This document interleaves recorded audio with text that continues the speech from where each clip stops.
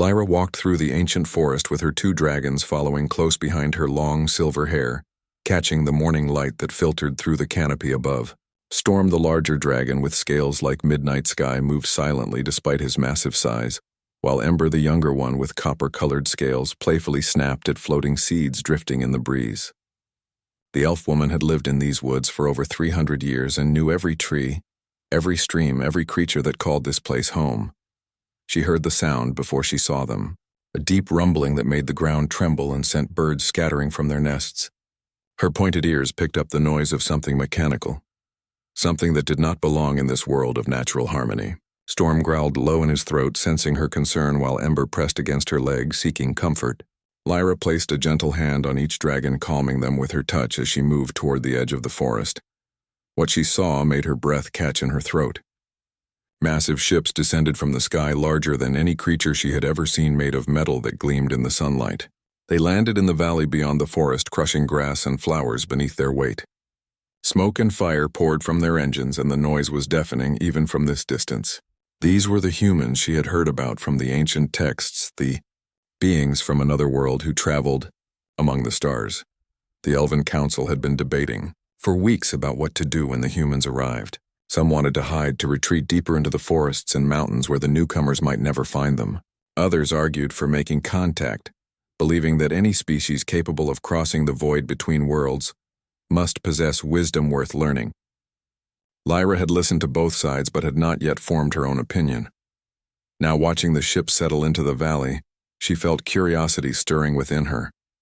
The ancient texts spoke of human destructiveness, of their tendency to consume and conquer, but they also mentioned human creativity, their ability to dream and build and reach for things beyond their grasp.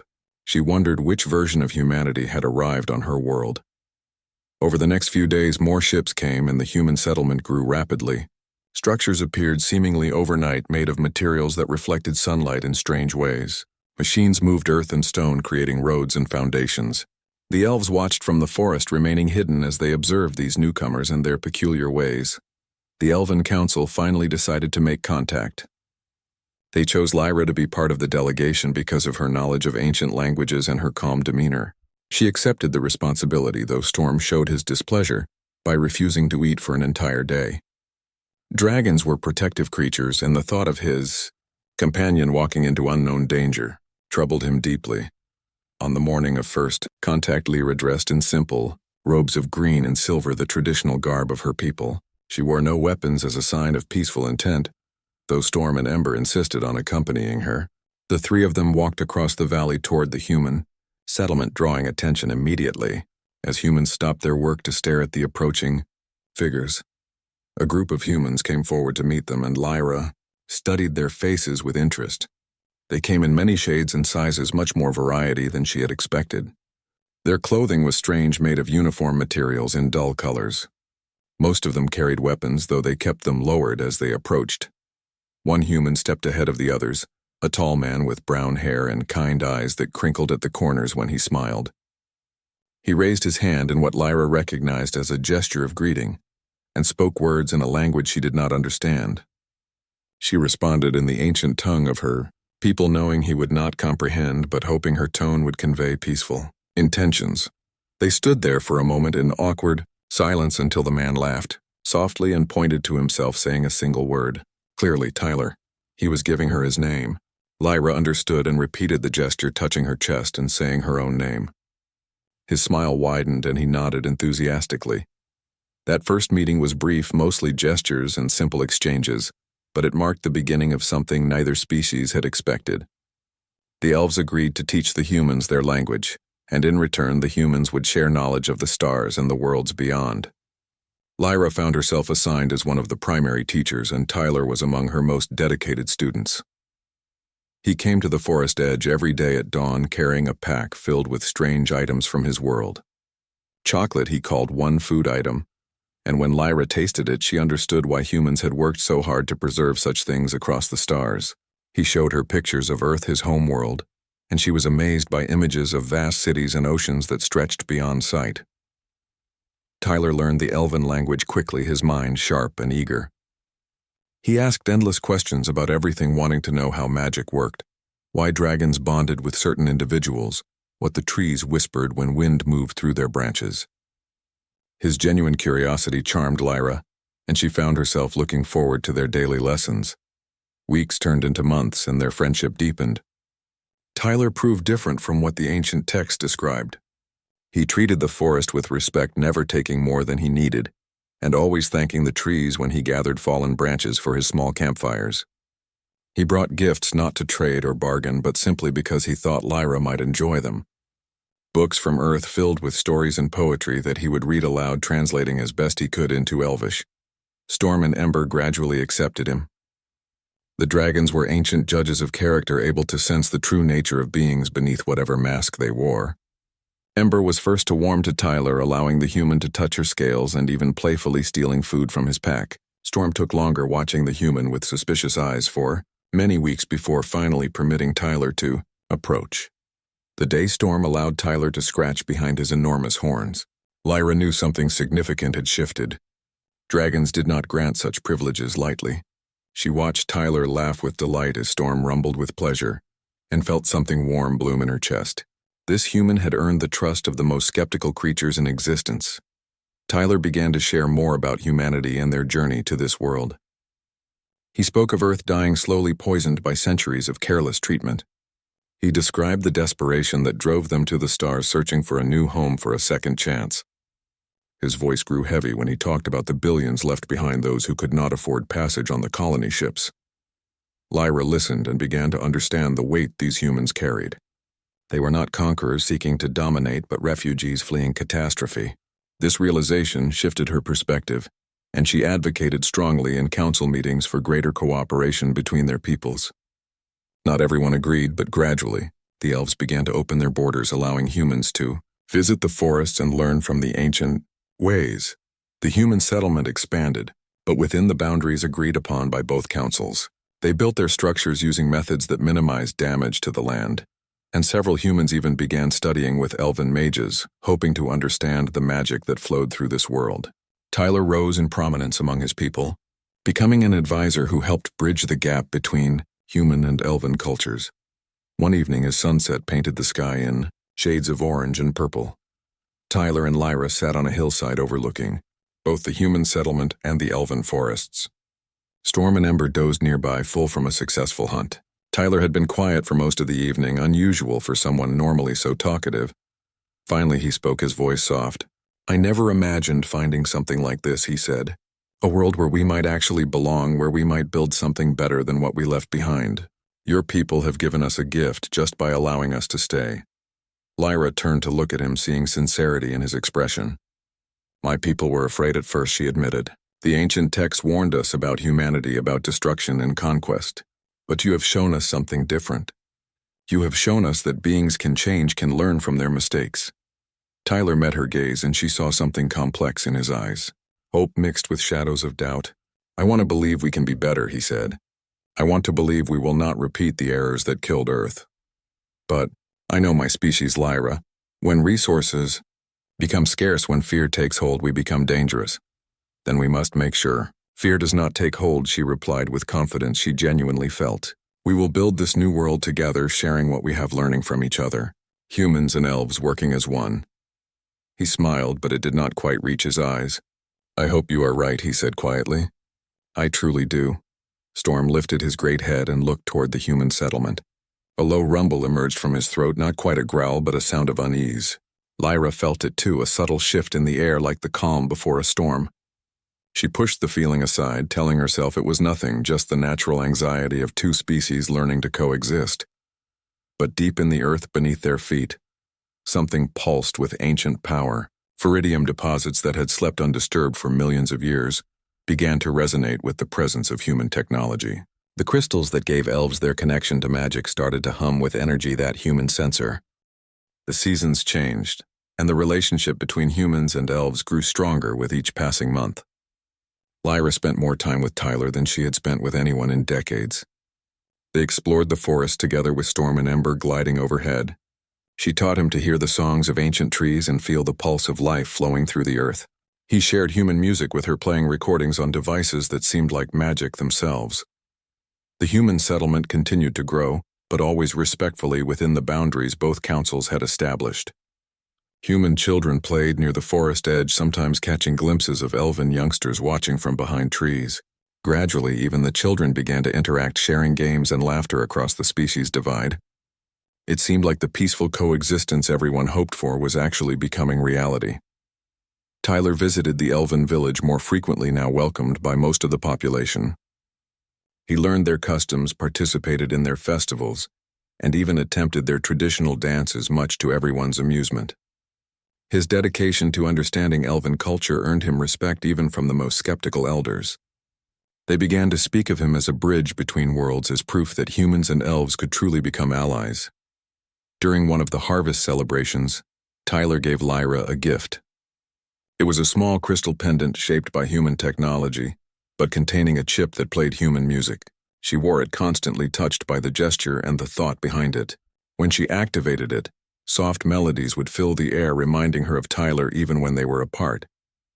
But beneath the surface of this harmony, tensions were building. Human population was growing faster than anticipated. More ships arrived carrying refugees from Earth, people who had paid everything they owned for a chance at survival. The settlement expanded, putting pressure on the agreed boundaries. Council meetings between the species became more frequent as they negotiated adjustments to their original agreements. Lyra attended these meetings as a translator and cultural advisor. She watched Tyler during the discussions, noting how he had changed from the curious student she first met. He now spoke with authority, his voice carrying weight among human leadership. He argued passionately for his people's needs for more space, for access to resources that could help them build a sustainable civilization. The elves were sympathetic to human needs, but they also had responsibilities to protect the ancient forests and the creatures within them. The world tree at the center of elven civilization could not be disturbed. The sacred groves where young elves learned magic needed to remain pristine. These were not negotiable points, no matter how desperate humanity became. Tyler seemed to understand these limitations, at least at first. He worked hard to find compromises, to suggest solutions that might satisfy both species. But Lyra began to notice frustration in his eyes during difficult negotiations. She saw how his jaw tightened when elven elders refused certain requests, small signs that worry was growing within him. One night, Tyler came to see her, clearly troubled. They sat by a stream with Storm and Ember nearby, and he spoke about the pressure he faced from human leadership. "They are scared, Lyra," he said, his voice heavy. "More people arrive every month. We need energy sources to power our systems, to grow food, to purify water. What we have is not enough." Lyra reached out and took his hand. "We will find a way," she assured him. "Both our peoples want this to work. We just need patience and creativity." He looked at her, and she saw something in his expression that made her uneasy.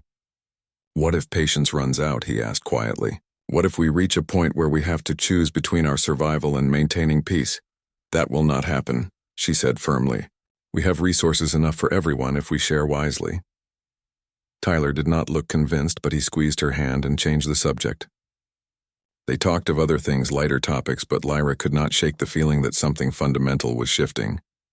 The optimistic human who believed in cooperation was being worn down by the weight of responsibility he carried. The discovery happened 3 months later during a routine geological survey. Human scientists detected massive viridium deposits deep beneath the sacred groves. The crystals gave off energy signatures unlike anything they had seen, pure power that could sustain the entire human population for centuries. The news spread quickly through human leadership, and suddenly everything changed. Emergency meetings were called, and Tyler was at the center of them all. Lyra watched him present data to the council showing how accessing the viridium could solve all of humanity's resource problems. He argued that elves were not using the crystals, that they simply sat underground untapped. He suggested that both species could benefit from harvesting this energy source. The elven elders listened with growing horror. They explained that viridium was not an unused resource, but the very foundation of their magic. The crystals created the network that connected all elves to the natural world. Disturbing them, especially the deposits beneath the sacred groves, would sever that connection, potentially forever. It would be like asking humans to stop breathing. Tyler argued back, his voice rising with frustration. He pointed out that human children were going hungry, that their life support systems were straining, that they needed this resource to survive. He accused the elves of hoarding power, of valuing tradition over lives. The friendly bridge builder Lyra had known was gone, replaced by someone desperate and demanding. The meeting ended badly, with both sides retreating to consider their positions. Lyra tried to speak with Tyler afterward, but he brushed past her, his face set in hard lines. She stood there stunned, feeling like she had just lost something precious. Storm sensed her distress and nuzzled against her. The dragon's ancient eyes held understanding and something else. Warning. He had been suspicious of humans from the beginning, and now his concerns seemed justified. Ember whined softly, pressing close to Lyra's other side, offering what comfort a young dragon could provide. Over the next weeks, the situation deteriorated rapidly. Human scientists continued surveying, finding more viridium deposits throughout Elven territory. Human leadership began to speak openly about their right to access resources on a planet they had come to as refugees. Some even suggested that elves had no more claim to this world than humans did, that both species had equal rights to everything on it. Tyler threw himself into the pro-extraction movement, becoming one of its leading voices. He stopped visiting the forest, stopped attending cultural exchanges, stopped responding to Lyra's attempts to contact him. When they passed each other during council meetings, he looked through her as if she were a stranger. Lyra felt her heart breaking, watching the man she had come to love transform into someone unrecognizable. She tried to understand the pressure he faced, the impossible choices between his people's survival and the promises he had made, but understanding did not ease the pain of betrayal. The Elven Council debated their options. Some wanted to drive the humans off-planet immediately before they could do irreparable damage. Others hoped diplomacy might still work, that they could make humans understand what they were asking. A few suggested allowing limited viridium extraction from deposits far from the sacred groves, but the elders rejected this immediately. Any compromise would only delay the inevitable conflict. Human protests began appearing near the forest boundaries. Groups of colonists carrying signs demanding access to the resources their scanners had found. They shouted about their rights, about fairness, about how elves had no authority to deny them survival. Security forces from both species faced each other across increasingly tense borders. Lyra volunteered to try one more time to reach Tyler. She went to the human settlement alone, leaving Storm and Ember behind, knowing their presence might escalate tensions. She found Tyler in the administrative building, surrounded by maps and resource reports. He looked exhausted, dark circles under his eyes and his hair unkempt. "Tyler," she said softly, "please talk to me." He looked up, and for a moment she saw the man she remembered, but then his expression hardened. "There is nothing to talk about, Lyra. Your people are condemning mine to slow death by starvation and system failure. We are trying to protect our very existence," she replied. "Those crystals are not resources to be mined. They are part of us. Would you let us cut out your heart because we found a use for it?" "That is not the same thing," he said, standing up.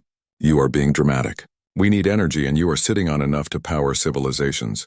And if taking that energy destroys our magic, destroys our connection to this world, what then?" she asked.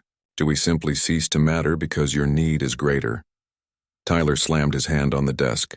"My need is greater," he shouted. "Your people have lived here in peace for thousands of years. My people are dying right now today. Children are hungry. Systems are failing. How can you ask me to value your traditions over their lives?" Lyra felt tears forming but refused to let them fall. "When did you become this person?" she asked quietly. "When did you stop being the man who respected our ways, who promised we would build a future together?" "I grew up," he said coldly. "I stopped being naive. In the real universe, resources matter more than feelings. Your people will either work with us, or you will be obstacles we have to overcome." The first attack came without warning, on a morning when mist still clung to the valley floor. Human machines rolled toward the forest edge, their metal treads crushing flowers and grass beneath them. They carried drilling equipment and armed escort soldiers in armor carrying weapons that hummed with lethal energy. Their target was a viridium deposit located near the outer boundary of Elven territory, far from the sacred groves, but still within protected lands. Elven scouts spotted them immediately and sent word racing back through the forest. Warriors assembled quickly, moving to intercept the human force. Lyra stood with the Elven commanders, watching from a ridge, as both sides faced each other across a meadow that had known only peace until this moment. She searched the human ranks, looking for Tyler, and found him standing behind the front lines, surrounded by advisors and security personnel. Even from this distance, she could see the determination in his posture. He had made his choice and was following through no matter the cost. The elven commander stepped forward and spoke in a voice that carried across the meadow. "You violate the treaties agreed upon by both our peoples. Turn back now and no blood need be spilled." A human officer responded through a voice amplifier. "We claim no elven resources, only what lies beneath unused and wasted. Stand aside and let us work in peace." "Those crystals are not yours to take," the elven commander replied. "You know what they mean to us, what disturbing them will do. This is not negotiation. This is theft." The human officer looked back toward Tyler, who nodded once. The officer turned forward again. "We have given you every chance to cooperate. Our needs are greater than your traditions. Final warning. Stand aside." The elven warriors drew their weapons bows that had hung on walls for generations, now strung and ready. Swords that were works of art more than instruments of war gleamed in the morning light. Mages stepped forward, their hands already glowing with gathered power. Lyra felt Storm and Ember shift beside her. The dragons wanted to fight, wanted to defend their home with fire and fury. She held them back with gentle commands, knowing that unleashing them would escalate everything beyond recovery. "Not yet," she whispered to them. "Not yet." The human soldiers raised their rifles. For a long moment everything was still, as if the world itself held its breath. Then the human officer gave the command and energy weapons discharged, sending bolts of concentrated power toward the elven line.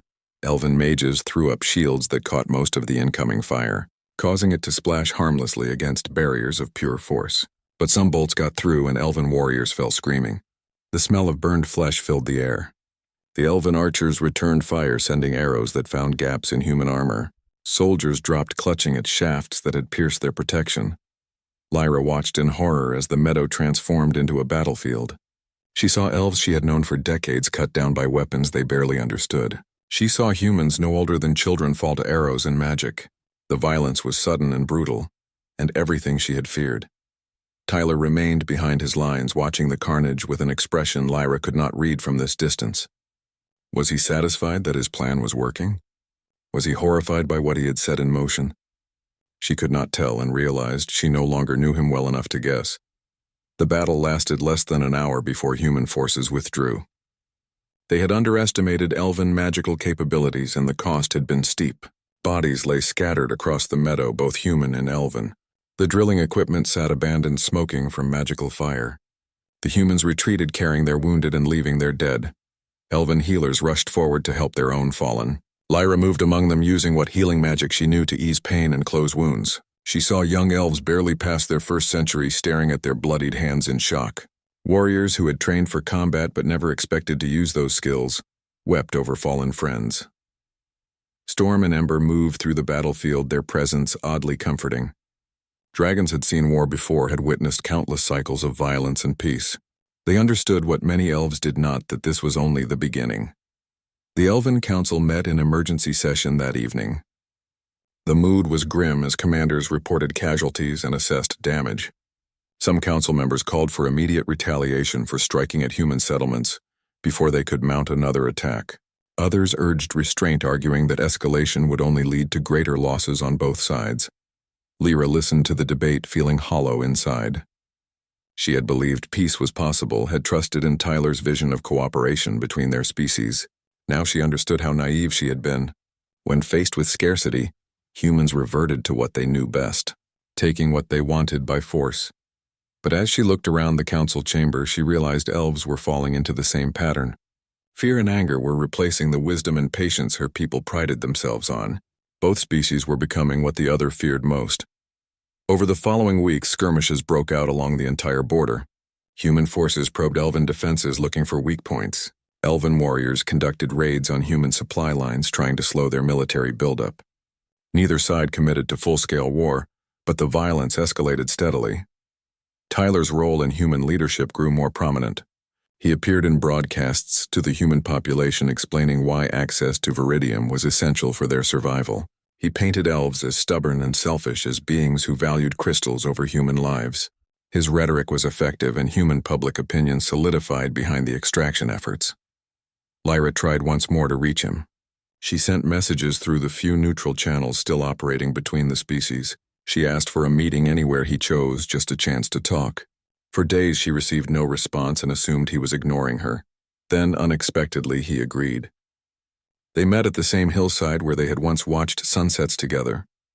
Both came alone, though Lyra knew Storm and Ember tracked her from above, while human snipers certainly watched Tyler from concealed positions. He looked terrible. The weight of command had carved lines into his face, making him appear decades older. His eyes held a haunted quality that hurt Lyra to see. For a moment when he first saw her, something soft flickered in his expression. Then it hardened back into the mask he wore these days. "Why did you want to meet?" he asked, his voice flat. "To understand," she replied. "To see if there is any part of the person I knew still inside you." Tyler laughed bitterly. "The person you knew was a fool who thought good intentions could overcome reality. I grew up. You should try it." "The Tyler I knew would never have ordered attacks that killed people," she said. "Would never have valued resources over relationships." "The Tyler you knew did not have thousands of people depending on him for survival," he shot back. "Did not have to watch children go hungry because energy rationing means food synthesizers can only run 8 hours a day. The Tyler you knew had the luxury of idealism." And now she asked, "What do you have now?" Lyra gestured toward the valley where smoke rose from burned forest and damaged human structures. "You have war, Tyler. You have death and suffering. Is this really better than the peace we had?" "We never had peace," he said harshly. "We had a temporary arrangement that was always going to collapse. Your people were never going to give us what we needed." "This was inevitable." "It was not inevitable," she insisted. "We could have found other solutions. Human ingenuity combined with elven magic. We could have created new energy sources, discovered alternatives. But you gave up before even trying." Tyler turned away from her, looking out over the scarred landscape. "There was no time for maybe solutions. People are dying now, and your people would not compromise even a little. You drew a line around your precious crystals and said no. What was I supposed to do?" "You were supposed to remember that some things matter more than survival," she said quietly. "You were supposed to stay human in the ways that count." He spun back to face her anger flashing in his eyes. "Easy for you to say when your people are not the ones starving. Easy to talk about principles when you have lived for centuries and will live for centuries more. We have decades at best. That changes everything." "It does not change right and wrong," Lyra replied. "Desperation does not give you the right to destroy us." "Maybe not," Tyler said, his voice dropping. "But it gives me the necessity. And when survival is at stake, necessity wins every time." They stood in silence for a long moment. Lyra realized nothing she said would reach him. The fear and desperation had consumed everything else, leaving only the drive to protect his people no matter what it cost. She mourned the loss even as she stood before him. "I loved you," she said finally. "The person you were. I believed in the future you described." Tyler flinched as if struck. When he spoke again, his voice was rough. "I know, and part of me loved you too. But love is not enough, Lyra, it never was." He turned and walked away. Lyra watched him go, feeling the last threads of hope snap inside her.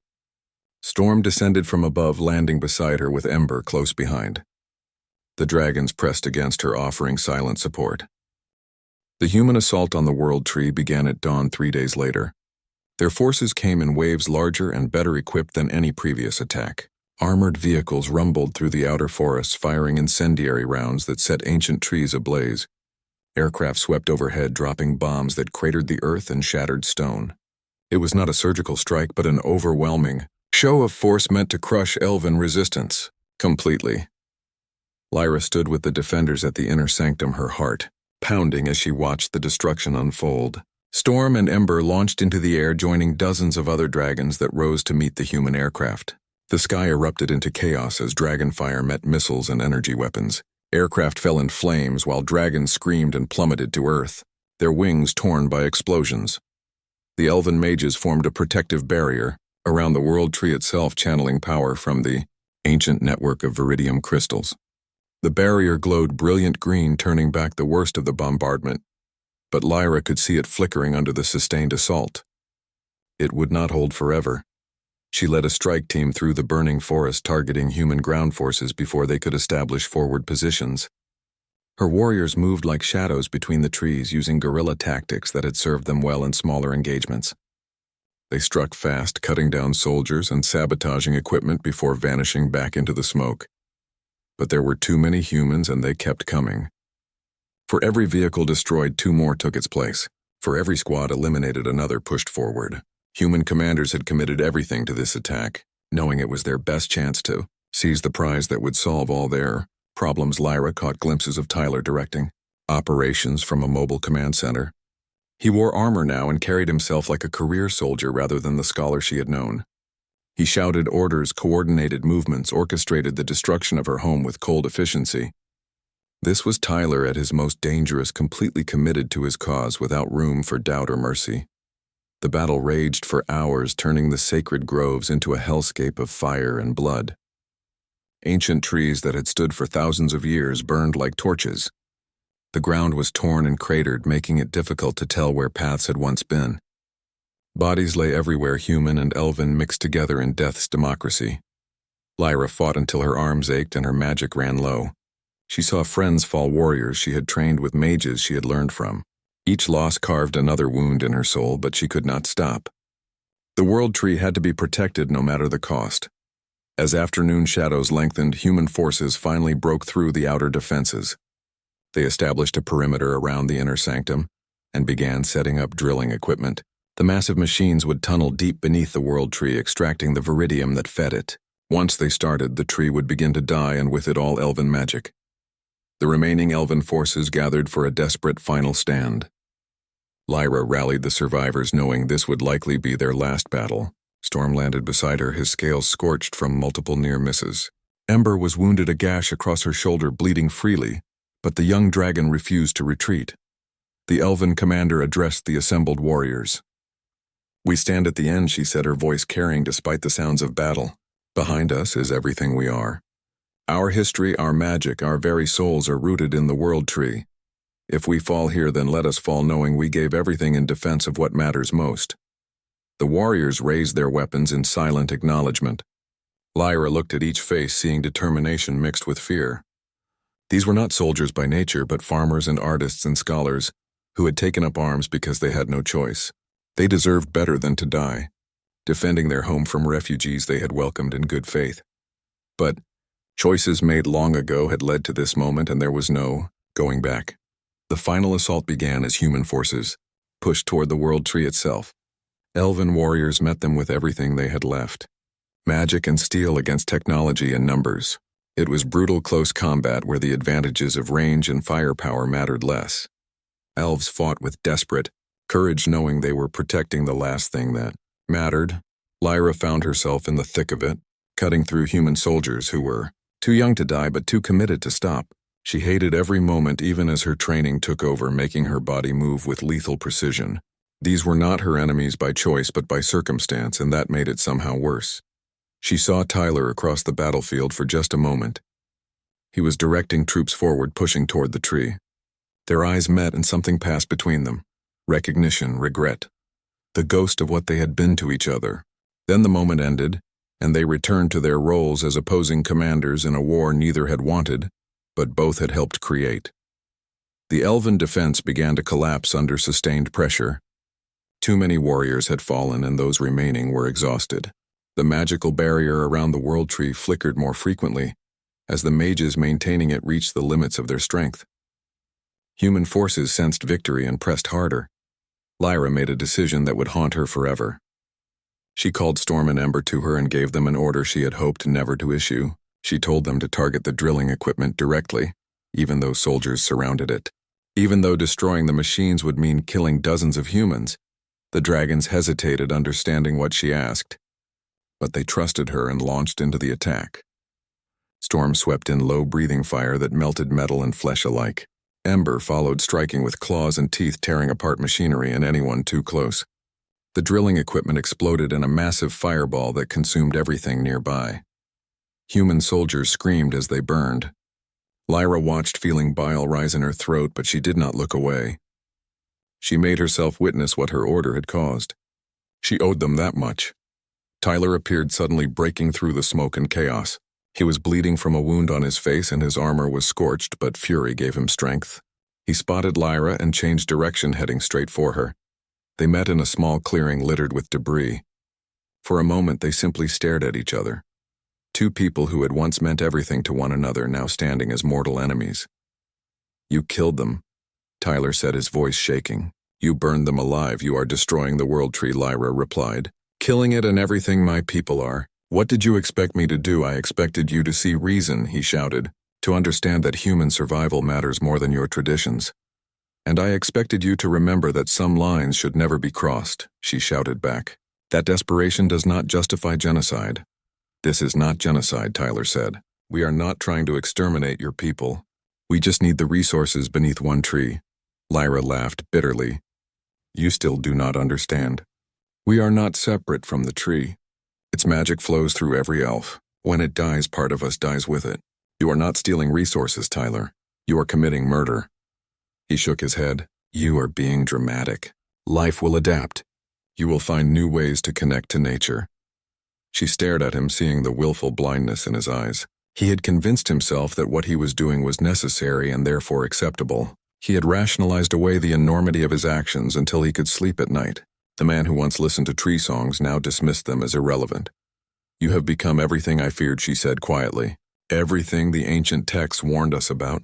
Humans who take and take until nothing is left. And you have become everything we fled Earth to escape," Tyler shot back. "Gatekeepers who hoard resources while others suffer. Your people are no better than the corporations that destroyed our world." The words struck like physical blows. They stood there, both wounded in ways that had nothing to do with the battle raging around them. The love they had shared was completely dead now, replaced by mutual betrayal and bottomless anger. A massive explosion rocked the ground as more drilling equipment detonated. Tyler looked toward his forces and saw them in chaos. The destruction of the machines had set back his operation by hours, maybe days. He turned back to Lyra, his expression hardening. "This is not over," he said. "We will rebuild. We will try again. And we will keep trying until we succeed or until every human is dead. Those are the only outcomes now." "Then we will kill every human who threatens the world tree," Lyra replied, her voice like ice. "We will fight until the last elf falls. If you want our souls, you will have to wade through our blood to get them." "So be it," Tyler said. He raised his weapon and fired. Lyra threw up a magical shield just in time, deflecting the shot. She countered with a bolt of pure energy that Tyler barely dodged. They circled each other, two people who had once shared dreams, now trying to kill one another. Storm swept down, roaring a challenge at Tyler. The dragon could end this fight in seconds, burned Tyler to ash and eliminate the human commander. Lyra felt tempted to give the order. It would be strategically sound, removing the leader who drove human aggression. But she could not do it. Despite everything, despite the war and the betrayal and the death, she could not bring herself to kill him. Some part of her remembered the man who had laughed while feeding Ember, who had held her hand while watching sunsets, who had promised they would build a better world together. The weeks following the failed assault were tense, with both sides preparing for the inevitable next battle. Human forces regrouped and rebuilt their drilling equipment, more fortified than before. They brought in additional troops and heavier weapons, making it clear they would not be turned back so easily next time. Intelligence reports suggested they were developing new technology, specifically designed to counter dragon attacks and pierce magical shields. Elven defenders worked just as hard, strengthening the defenses around the world. Tree mages experimented with stronger barriers, layering protection spells in ways never attempted before. Warriors trained constantly, knowing the next battle would be even more desperate than the last. And Lyra flew reconnaissance missions, daily tracking human movements and trying to anticipate when they would strike. Storm had grown more aggressive since the battle, his protective instincts heightened by the threat to their home. He wanted to launch preemptive strikes on human positions to burn their equipment and scatter their forces before they could organize another assault. Lyra understood his frustration but held him back, knowing that attacking first would only justify human claims that elves were the aggressors. Ember had grown as well, no longer the playful young dragon, but a warrior, bearing scars from combat. The wound on her shoulder had healed but left a mark that would never fade. She stayed close to Lyra, constantly alert for threats. The innocence both dragon and elf had once shared was gone, burned away by the necessities of war. On a cold morning 4 weeks after the first assault, Lyra received word that Tyler wanted to meet again. The message came through neutral intermediaries and specified that he would come alone to the same hillside where they had met before. She debated refusing, but curiosity and some stubborn hope made her agree. She arrived first, with Storm and Ember hidden nearby but ready to intervene if needed. Tyler appeared shortly after, walking up the hill with visible effort. He looked worse than before, thinner and more haggard, as if the weight of command was consuming him from within. They stood facing each other, maintaining careful distance.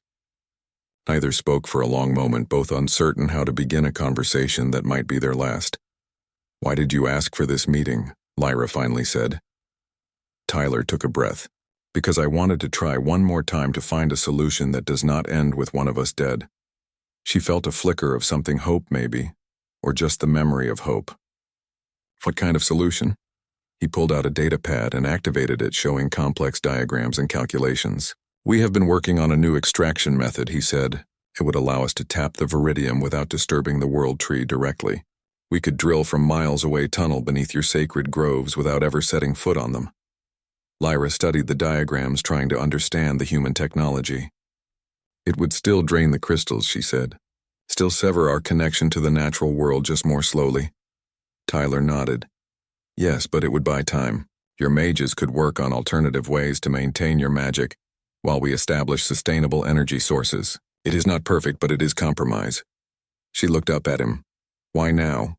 Why offer this after you tried to take everything by force?" "Because I am losing," Tyler said quietly. "Not the war, but myself. I look in the mirror and do not recognize who looks back.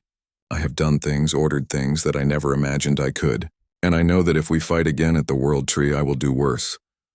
Lyra felt her defenses cracking. This was the first time since the war began that Tyler sounded like the man she remembered. Vulnerable, uncertain, human in the ways that mattered. "Your people will never accept compromise," she said. "They want immediate results, not delayed solutions," I know, Tyler replied. "But I am still the senior advisor. I can convince them if you give me something to work with. If the Elven Council would even consider this approach, it would show good faith. And if my people refuse," Lyra asked, "if they say any extraction is unacceptable." Tyler's expression hardened slightly. "Then we are back where we started. My people will attack again with everything we have, and this time I will not hesitate. I will do whatever is necessary to secure that viridium, even if it means destroying the World Tree and everyone defending it." There it was. The ultimatum wrapped in an offer of peace. Tyler was giving her a choice, but making clear there were only two options. Limited extraction with some chance of elven survival, or total war with no guarantee anyone would survive. "I will bring this to the council," she said finally. "I promise nothing, but I will present your proposal honestly. That is all I ask," Tyler said. He deactivated the datapad and tucked it away. Then more softly he added, "I am sorry, Lyra, for everything, for how this all went wrong." She met his eyes. "You made choices, Tyler, we all did. Being sorry does not undo them." "I know," he said, "but I wanted you to know that I remember. The forest, the sunsets, the possibility of something better. I remember all of it." "So do I," Lyra replied. "And that makes this worse, not better." Tyler nodded slowly. He turned to leave, then paused. "If they reject the proposal, if it comes to another battle, I want you to know something. I will do what I must to win. But if you are the one standing between me and the objective, I do not know if I can give the order to fire." She stared at him. "That is your weakness, Tyler.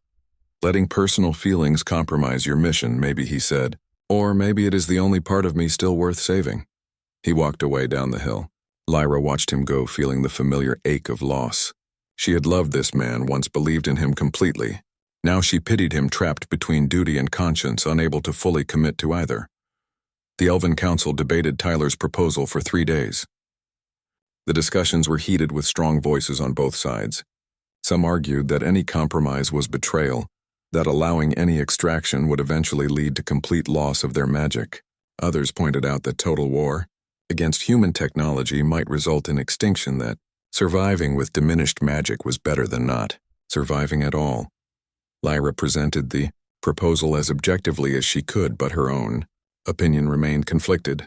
She understood the logic of compromise, but also knew that giving ground now might only delay inevitable defeat. Humans had proven themselves adaptable and determined. If elves allowed limited extraction, what would stop humans from demanding more later? On the third day, the council reached a decision. They would reject Tyler's proposal but make a counteroffer. Instead of extracting viridium, elves would share their magical knowledge, teaching humans to tap into the planet's natural energy flows without destroying the crystal network. It would be slower and require human cooperation, but could provide sustainable power without ending elven civilization. Lyra, delivered the counter-proposal through neutral channels and waited for Tyler's response. It came faster than expected. The Human Council had rejected the offer immediately. They called it wishful thinking, claiming that learning magic would take decades they did not have. They demanded access to Viridium and set a deadline, 3 days to accept the extraction plan or face total war. The countdown began. Both sides made final preparations, understanding that this truly was the end of diplomacy. Elven evacuation started moving non-combatants away from the World Tree to safer territories. Human forces massed at the forest edge, the largest army they had assembled since arriving on this world. Lyra spent those 3 days saying goodbye. She visited places that had meaning to her. The stream where she first met Tyler, the grove where she had taught him elven songs. The hillside, where they had shared their last honest conversation. She committed everything to memory, knowing it might soon be destroyed. Storm and Ember sensed what was coming. They stayed close, radiating a calm that helped settle her nerves. Dragons understood death better than most, having witnessed the rise and fall of countless civilizations. They would fight because she asked them to, but they did not fear the outcome, whatever it might be. On the morning of the deadline, Lyra stood with the defenders one final time. The army assembled was smaller than before, too many had already fallen, but those who remained were absolutely committed. They would not retreat. They would not surrender. They would stand at the World Tree until either victory came or death claimed them. She could see Tyler's forces gathering across the valley. They had brought everything: artillery that could level mountains, aircraft that could rain death from above, machines designed to tunnel through any obstacle. The humans were done with half measures. This would be overwhelming force meant to crush resistance so thoroughly that elves would never rise again. Lyra gave a final order to Storm and Ember. If the battle goes against us, if the tree falls, she told them, find the young ones and take them far away. Preserve what can be preserved. Let the dragons remember, even if elves cannot. The dragons nuzzled her in understanding and grief. Then they took positions in the sky, joining the other dragons who would defend their home from above. A human voice boomed across the valley, transmitted through speakers. This is your final warning. Stand down and allow extraction or be destroyed. You have 1 minute to decide. The elven commander looked at Lyra and the other leaders. No one spoke. There was nothing left to say. They had made their choice and would live or die by it. The minute passed in silence.